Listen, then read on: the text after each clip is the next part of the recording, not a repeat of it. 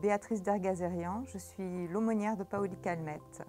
Voilà. Et je suis là pour toutes les personnes qui ont besoin d'une écoute, d'une rencontre, et que ce soit des patients, que ce soit leur famille, que ce soit les soignants également.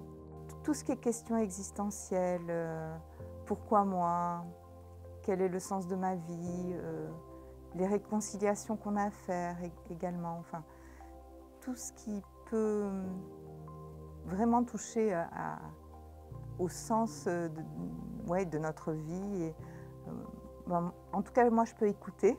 Je n'ai pas forcément de réponse, mais j'ai été témoin quand même de beaucoup de choses.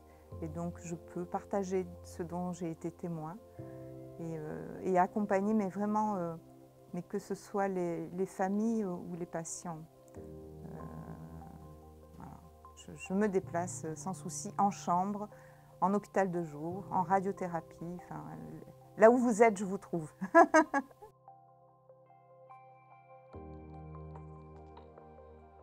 Le lieu de culte, c'est un lieu de prière et de recueillement.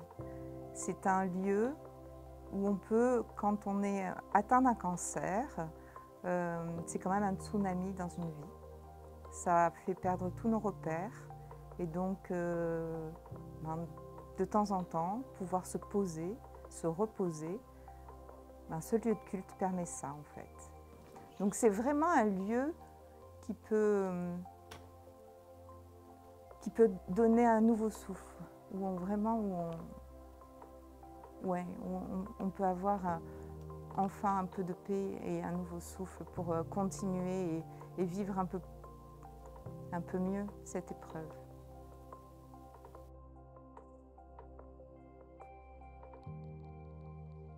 C'est une œuvre d'art. Une œuvre d'art d'un artiste contemporain qui est très connu, Michelangelo Pistoletto. Et donc c'est lui qui a, sur la demande en fait, des usagers de Paoli Calmette, qui a imaginé cet endroit. Il est en forme de fleur.